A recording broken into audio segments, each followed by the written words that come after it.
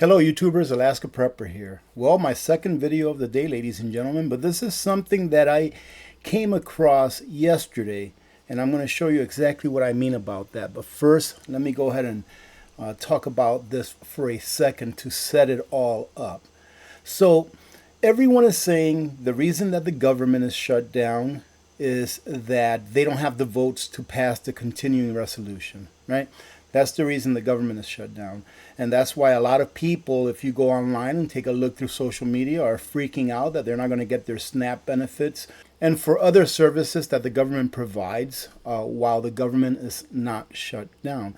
So I started thinking, is this really why the government is shut down? Because they don't have the votes to pass a continuing resolution. And what most people don't understand is, what is a continuing resolution? What is the meaning of a continuing resolution when it comes down to the layman, to the average person that doesn't track this, and all they hear is, well, the government is shut down because they won't vote this in. All right. Well, ladies and gentlemen, a continuing resolution is the admission that the government is broke, is the admission that the government has to borrow money in order to continue to provide those services and or salaries. And I saw something yesterday that I hadn't seen in a very long time, and I don't even think I ever realized it or noticed it when I seen it. So check this out. This is the national debt clock, okay? And for a little bit of fun, we're going to go through the national debt clock here after I finish making this point, all right? This is the national debt clock right here. And I'm going to give you about a second or two to take a look and see, what do you see? Just around this area, what do you see that's different than what we normally see on a regular basis? Because our debt obviously has gone above 38 trillion, but that's not what it's about. And of course, you can see that our debt is going higher and higher as I make this video. Our federal spending is still going up, right? But take a look at our federal deficit. What do you see different going on with the federal deficit than you normally see? The federal deficit, meaning the money that we have to borrow to spend more than what we collect in taxes, is going down. You see that our federal deficit right now is 1.759 trillion, 111 million. Let me show you a quick screenshot that I captured yesterday morning at about 8:30 a.m. Right now it's 9:09 a.m. So since yesterday, our deficit has dropped from 1,759,750,000,000 to what you see here now, 1,759,110,000,000, which means that it's dropped about $640 million in a matter of 24 and a half hours. That's why the federal government is shut down, because they can't afford to continue to operate, because without that bill being signed, they can no longer borrow money. They're using borrowed money to fund all of these other expenditures that are not guaranteed expenditures, protected expenditures like Social Security, Medicare, Medicaid, etc. Now, this is what AP would do if he was president for, well, I would guess several years, right? For several years. What I would do is I would keep all of these entitlements going, all of them.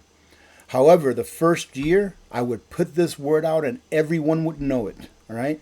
The first year, everyone that's on these entitlements, and it has to be people that really need the entitlement, that really need help.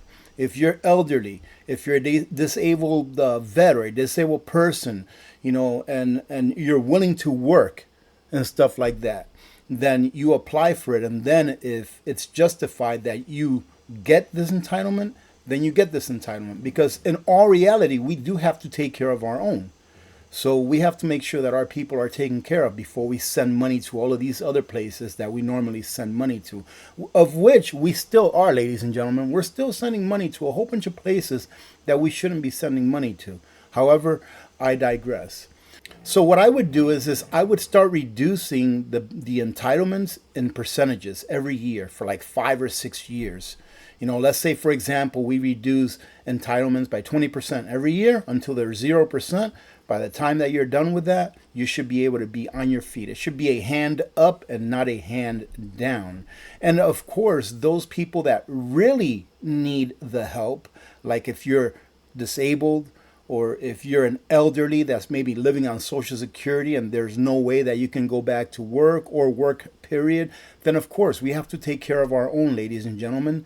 Instead of sending all of this money downrange overseas, we should be keeping that money here, keeping our treasures here, and taking care of our own people. But only those that really need it.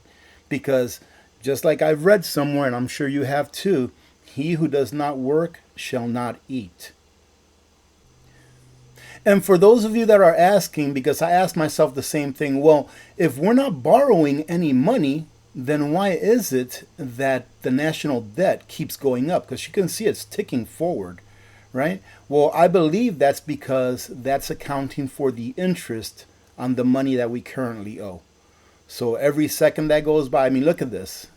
Most people don't even make in what year what the interest goes up by in 1 second. What we owe in interest on our debt in 1 second. Let's take a look at the rest of this national debt clock page, because it's changed over the last time that I really looked at it. So let's see what it's looking like now. So let's see, federal spending, look at this, 7 trillion in federal spending, and we're only taking in 5.2 trillion. That is crazy. And America is still, I would say, the most charitable country in the world. Look at this, charitable donations, and this is by private citizens. Let me see, can I read this right? Yes, this is in the billions. $579 billion so far in charitable donations. And that's what I mean, we have to take care of our own. However, I believe that people in general would be more charitable than this if we weren't taxed to oblivion. And if you take a look at this, U.S. gross domestic product, the big problem with this number right here is that it's a lot less than our national debt. What this is saying is that we produce less in a year than what we owe altogether. So for example, let's say that you make $50,000 a year, but you spend $55,000 a year. Well, that's a big problem. Because if you're spending more than what you make, it means that you're taking out credit for the extra that you're spending, and now you're paying more than likely interest on that extra that you're spending over what you make. And what interest is, ladies and gentlemen, interest is the thief of production. Because now, next year, when you make another $50,000, let's say, and you're paying interest on that $5,000, let's say throughout the year you pay $1,000 worth of interest. You just gave up by paying that $1,000 worth of interest 2% of your productivity. Because 2% of that $50,000, which is roughly $1,000 that you paid in interest, that $1,000 is productivity that pretty much went down the drain. Look at this, total U.S. debt, when you put everything together, is $105 trillion. That's 3 times, more than 3 times, our gross domestic product. Incredible. Our M2 money supply, which is all of the monies that's out in the economy, right? There's $22.2 trillion of money, which means whatever you have in your savings, whatever you have in checking, whatever you have in CDs, whatever change or dollar bills you have in your pocket, that's what's out there, 22 trillion. And that is the number that we need to look at when we see why are the price of things going up. More than likely, when the price of things go up in general, is because this number right here went up. Let's take a look at the M2 money supply 5 years ago. All right, take a look at this. 5 years ago, our M2 money supply was 15 trillion. It's 22 trillion right now. That means that between 2020 and today, almost 50% of all of the money that had been created up to 2020, almost 50% was added to the economy. And that, ladies and gentlemen, is why the price of things are going up. We've talked about the price of things going up by 100%, by 50%, by 40%. I mean, just pick whatever you want to pick, and you can easily add 30% to that. I'm surprised, to tell you the truth, that the price of gasoline is not in the $7, $8, or $9 range by now, unless you live in California. But all you have to do is take a look at this and see that up to 2020, about 50% of all of the money that was ever created from the birth of this nation was added to our money supply between 2020 and today, 2025. And look at this right here. This is something new they added. Dollar supply added. So if you take a look up here, it says M2 money supply change right now. The year-over-year change in the money supply. So just in the last year alone, right? This is year over year. They've added $1 trillion to our M2 money supply. Again, this $1 trillion that they've added in the last year, that has not caught up to the price of things.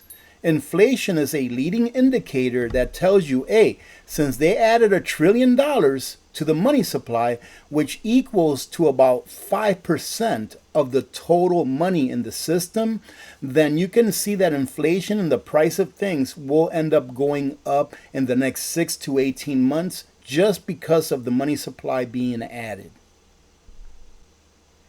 And look at this right here, dollar to silver ratio right now. For every ounce of silver that is being produced, $1,221 is being created. That's amazing. Look at this. Dollar to gold ratio right now. For every 1 ounce of gold that's being produced, $9,682 of dollars is being created. And take a look at this, ladies and gentlemen. Currency and credit derivatives now. 726 trillion. A derivative is like a bet. All right, so let me explain to you real quick. Let's say that you bet me whatever, and we bet $100. Okay, when we made that bet, the $100 that we bet each other, it doesn't really exist yet because the bet's not over. Okay, so when there's a call to all of these bets right here, being that we have $726 trillion in bets. These are bets. This is gambling. All right? Where's that money going to come from when the M2 money supply is only 22 trillion?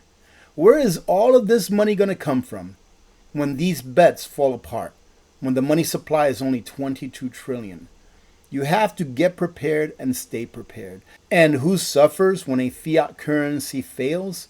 It's not the people that regulated that fiat currency into existence or regulated you into having to use that fiat currency. It's not those people. It's you. It's the average people that go out there and work for a wage or a salary.